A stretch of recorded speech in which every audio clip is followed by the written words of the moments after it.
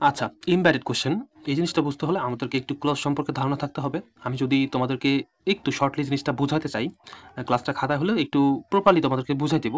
তোমরা একটু just ৫ minute আমাকে সময় দিও। আচ্ছা, আমি যদি বলি যে ইমবেডেড কোয়েশ্চেনটা কী? এখানে ২ টা জিনিস লক্ষ্য করতেছো, ২ ধরনের বাক্য। একটু খেয়াল করো যে এখানে ডাব্লিউএস কোয়েশ্চেনটা মাঝে আছে আর এখানে ডাব্লিউএস কোয়েশ্চেনটা সামনে আছে। যখন মাঝে আছে তখন দেখো এই মাঝে ডাব্লিউএস কোয়েশ্চেনটার পরে একটা কিন্তু সাবজেক্ট বসে অলওয়েজ। সাবজেক্টের পরে তারপরে ভার্ব বসে। বুঝতে পারছো পার্থক্যটা? আর যখন আমরা ডাব্লিউএস কোয়েশ্চেনটা সামনে দিচ্ছি তখন ডাব্লিউএস কোয়েশ্চেনের পরপরই অক্সিলারি ভার্ব বসতেছে। তার মানে আমাদের জিনিসগুলো ভুল কি হবে, মানে অপশনে কোন আকারে থাকে। আমি যদি বলি এটা কিন্তু একটা বিসিএস কোয়েশ্চেন, এটা 14তে আসছিল। এই কোয়েশ্চেনটা কিভাবে ছিল? এখানে লেখা ছিল তোমার can you tell me where, তারপরে গ্যাপ ছিল। এখন হোয়ারের পরে তুমি কি দিবা? Where does mister Ali lives, এইটা দিবা না মিস্টার আলী। এইভাবে তোমাদেরকে ঘুরপাস খাওয়াবে, মিস্টার আলী লিভস। বুঝতে পারছো?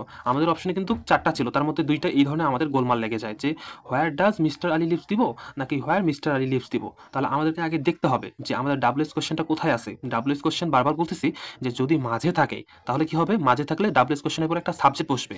তার মানে রুলটা কি?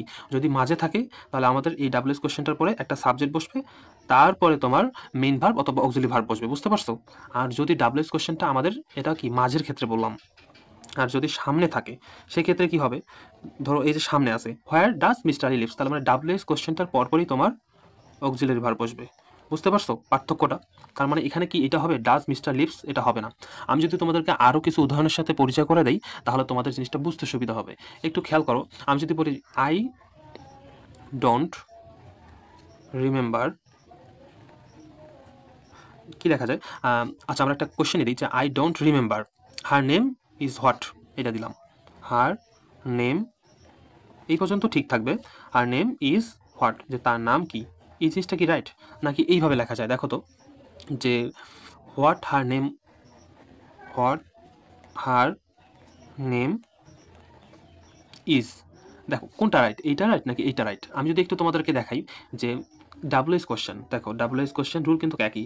এরপরে কি সাবজেক্ট হার প্রোনাউন হিসেবে বসছে, যে হার নেমটা হচ্ছে কি প্রোনাউন বা সাবজেক্ট হিসেবেই তো বসছে। তাহলে তারপরে কিন্তু তোমার অক্সিলারি ভার্বটা বসছে, আর এখানে কি করছে? হার নেম ইজ দিছে হোয়াট, তাহলে ডাব্লিউএস কোশ্চেনটা এটা শেষে দিছে। অথবা এভাবেও থাকতে পারে যে what is her name, what is her name. তার মানে আমাদের অপশন কোনটা দেখাতে হবে? আমাদের রুলটা খেয়াল রাখতে হবে যে কি হোয়াট হার নেম ইজ, তার মানে একটা ডাব্লিউএস কোশ্চেন, তারপরে আমাদের সাবজেক্ট, তারপরে ইজ। তার মানে আমাদের অ্যাকচুয়াল আনসার হচ্ছে এটা, এ না সি না, বি নাম্বারটা অ্যাকচুয়াল আনসার। বুঝতে পারছি? এটা আমাদের ডিউতে আসছিল। তারপর আমি যদি বলি যে দেখো ডিউ আর একটা কোশ্চেন আমি যদি তোমাদের এখানে লিখে দেখাচ্ছি যে আই অফেন ওয়ান্ডার, বলছে আমি প্রায় বিস্মিত হয়ে যাই। আই অফেন, আচ্ছা লিখি wonder, I often wonder are you get on, আর এই পর্যন্ত ঠিক থাকবে। Are you get one. তুমি খেয়াল করো যে আমাদের জিনিসগুলো কীভাবে হচ্ছে, যে সরি এখানে হাউটা লিখলাম না, কীভাবে। এখানে হাউ কিন্তু ডাব্লিউএস কোয়েশ্চেন, তাহলে I often wonder how are you get on, এইটা হবে না how you are get on, কোনটা হবে? হাউ, আচ্ছা আমি এখানে লিখি 1 number 2 number, how you are, তখন এটা আইনজি হচ্ছে, সরি আমি তখন আইনজি বলিনি, how are you getting on. তাহলে দেখো আমাদের ডাব্লিউএস কোশ্চেন একই নিয়ম কিন্তু। তারপরে কি হচ্ছে? ডাব্লিউএস কোশ্চেনের পরে তোমার আর তো আনা যাবে না, আমাদের একটা সাবজেক্ট লাগবে। তার মানে ডাব্লিউএস কোশ্চেনের পরে না ডিরেক্ট ভার্ব দিয়ে দিচ্ছে, তার মানে এই জিনিসটা হবে না। তাহলে আমাদের হবে কি ডাব্লিউএস কোশ্চেনের পরে একটা সাবজেক্ট, তারপরে ভার্ব, তারপরে এক্সটেনশন। বুঝাইতে পারছি? এইটা হচ্ছে এমবেডেড কোশ্চেন। মোটামুটি তোমরা জিনিসটা পার্থক্য ধরতে পারতেছো। আমি যদি বলি যে হোয়ার ডাজ হি লিভ, দেখো এটা যখন স্বাভাবিকভাবে ছিল, মানে এই যে কোশ্চেনটা যখন তোমার ডাব্লিউএস কোশ্চেনটা সামনে ছিল, কোনো ক্লোজ ছিল না, মানে ডাব্লিউএস কোশ্চেন দিয়ে যদি শুরু হয় যে হোয়াট ইজ ইউর নেম, তাহলে হোয়াট ইজ ইয়োর নেম। তার মানে দেখো এই যে ডাব্লিউএস কোশ্চেনের পরে তোমার অক্সিলারি ভার্ব বসতেছে, তার মানে আমাদের অপশনে এই ধরনের বাক্যগুলো দেবে। এইখান থেকে আইডেন্টিফাই করতে হবে কোনটা কারেক্ট। বুঝতে পারছি?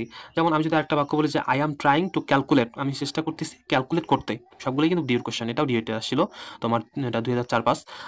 I am trying to calculate how many money you owe me, মানে কতগুলো টাকা তুমি আমার কাছ থেকে ধার নিয়েছিলে। তাহলে দেখো তো হাউ মেনি, তাহলে এই কথাটা যারা যে শুরু হচ্ছে তাহলে আমরা কীভাবে বলবো? হাউ, এটা তোমার মেনি হিসেবে থাকতে পারে, মাস হিসেবে থাকতে পারে। আমাদের অপশনে মাস ছিল, এটাও খেয়াল রাখতে হবে যে আনকাউন্টেবল নাউন হলে সেক্ষেত্রে মাস হয়। আর যদি যেটা গণা যাবে সেটা হচ্ছে ম্যানি। ম্যানি বুকস, বই কিন্তু গণা যায়। তার মানে আমাদের এই জিনিসটাও খেয়াল রাখতে হবে যে ম্যানি এটা কি হয়ে থাকে, যেটা দেখা যায়, গণনা করা যায়, বুকস এই ক্ষেত্রে ব্যবহার করা যাবে, কিন্তু টাকার ক্ষেত্রে কিন্তু ব্যবহার করা যাবে না ম্যানি। টাকার ক্ষেত্রে কি ব্যবহার করতে হবে? মাছ। তাহলে মাছ মানি। তার মানে আমি যদি কোশ্চেনটা একটু বলি যে I am trying to calculate how much money you owe me, বুঝতে পারছো?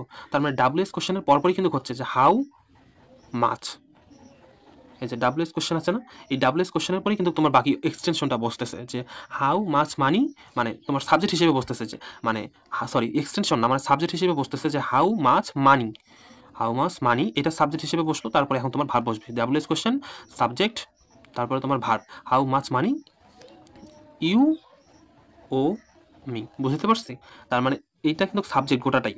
একটু এটাও কিন্তু ভুল বলছিলাম যে এটা শুধু সাবজেক্ট, এটা এক্সটেনশনাল সাবজেক্ট, এটা পুরোটাই সাবজেক্ট, তারপরে তোমার ভার্ব বসলো, তারপরে অবজেক্ট বসলো। তার মানে আমাদের এই জিনিসটা একটু খেয়াল রাখতে হবে, বুঝতে পারছি? দেখা যাচ্ছে কি মানে ডাব্লিউএস কোশ্চেনটার পরপরই কিন্তু তোমার এই যে ভার্বটা দেওয়া যাবে না, হাউ ও এই জিনিসটা সামনে আনা যাবে না, এটা কিন্তু অপশনে থাকবে, বুঝতে পারছি? তোমাকে ডাব্লিউএস কোশ্চেনটার পরে সাবজেক্ট আনতে হবে যখন ক্লোজ হিসেবে থাকবে বাক্যের মাঝে। এটা ক্লোজ হিসেবে ছিল না বাক্যের মাঝে, হাউটা যে I am trying to calculate, প্রথমে ছিল I am trying to calculate, তারপরে তো মাঝে তো এই ওয়ার্ডটা, বুঝতে পারছি? ঠিক আছে, আমাদের ইম্পর্টেন্ট কোয়েশ্চেন হচ্ছে মূলত এটাই। যারা একটু ভালোভাবে খেয়াল করবা, বেশি উদাহরণ লাগবে না, জাস্ট এই রুলটা জানলে তোমরা সব কিছু কভার করতে পারবা। ঠিক আছে।